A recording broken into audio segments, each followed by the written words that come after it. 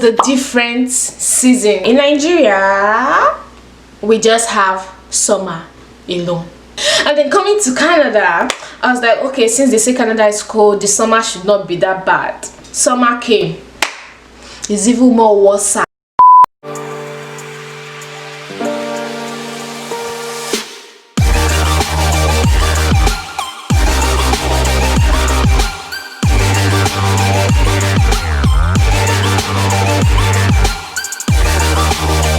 Hey guys, welcome back to my YouTube channel. It's me, your girl Pelumi, and in today's video I am going to be talking about culture shocks that I have experienced abroad, so basically in the United States and in Canada. Another video I'm going to do is going to compare my high school experience in Nigeria to my high school experience in the US to my high school experience in Canada. So this video that I'm going to do right now is basically everything in general, the shock I have experienced in general. But that other video I am going to do later is just for my school in general.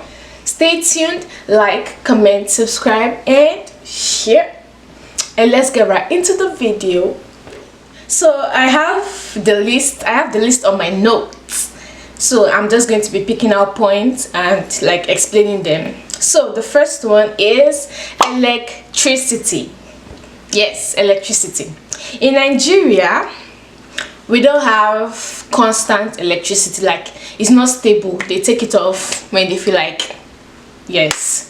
So moving here where we have light 24/7, that was a total shock to me. Guys, even when they took light, I was kind of shocked, because in Nigeria we all think that okay, abroad they don't take light, there's always light, they don't take light. So the first time they took light in my house in the United States was when a snowstorm was happening.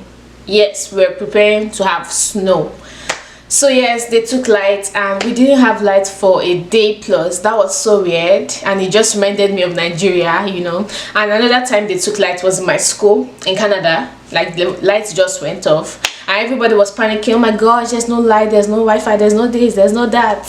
And within a many seconds they brought the light back, because they use like the backup gen. We always have backup generators.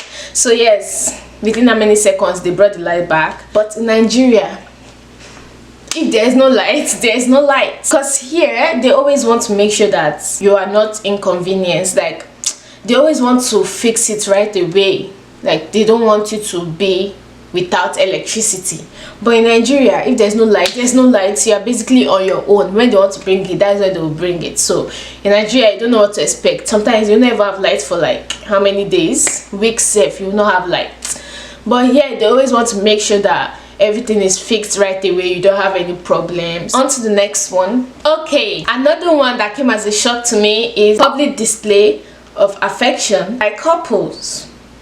Yes, out in public, you see them holding hands and kissing and doing all that stuff, and it was so weird, because in Nigeria you don't see that, you barely see that. Where do you want to even see that from?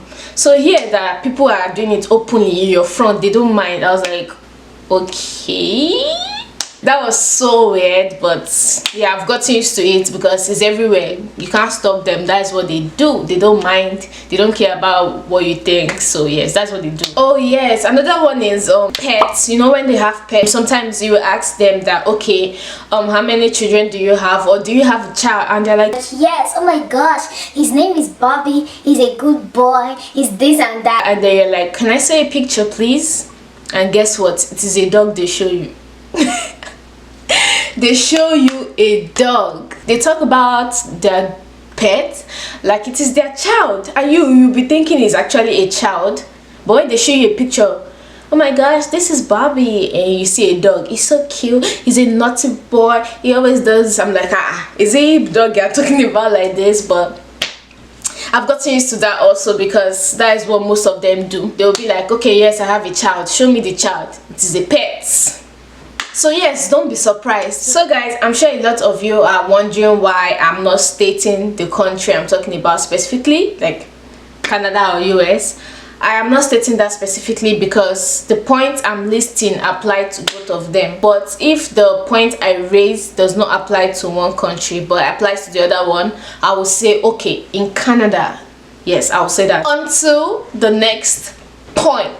Another one is recycling. In Nigeria, we don't really recycle. Everything just goes in the trash. But coming here, you know, there are two separate bins, one for recycling and one for your normal trash food stuff. So yes, that was a shock to me because I was like, why do you need to recycle? I was so uneducated on recycling, but coming here, they are very big on recycling. So yes, you just have to get used to it, because when you go out, you cannot just throw something anywhere you want. You have to put them specifically. Like in the mall now, there's a trash can and there's one for paper, there's like 4 different categories. So anytime I go to the mall, I'm like, oh god, because now you have to think of, okay, this one goes here, this one goes here, this one goes here, okay, this one goes here. So sometimes it's kind of frustrating because you have to just be thinking, okay, I have to put the trash in this one, I have to put this paper in this one, I have to put the bottle in this one. Recycling was one. Nigeria were not big of recyclers, so yes, here I had to get used to that. So yes, another shock that came for me was the different seasons, like fall, winter, spring, summer. In Nigeria, we just have summer alone, but sometimes when it rains it gets cold, but that's not winter. It's not considered winter. But here they have 4 different seasons. Yes, both in the US and in Canada. And in the US, when it is summertime, it is so hot, very hot. I did not expect it to be that hot. Like, should I even say it's hotter than Nigeria? So that was a complete shock, because I was like, okay, it's abroad, it's not be hot like that.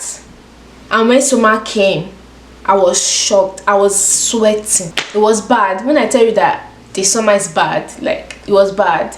I was like, what the heck, this is even worse than what I felt in Nigeria. But winter wasn't that bad. Where I stayed in Georgia, it wasn't that bad.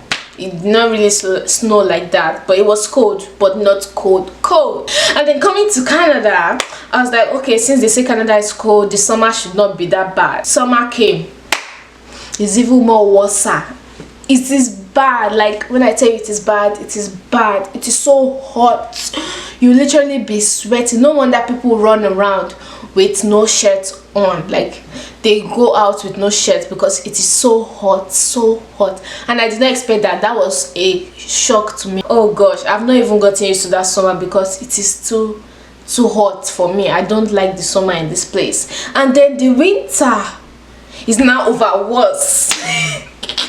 Summer is worse, winter is now over worse. That is why my favorite season is fall and spring. Yes, fall and spring are my favorite season, because that summer is bad, winter is bad. So another one that came as a shock to me is crossing. Like, on the road, cars know that pedestrians have the road.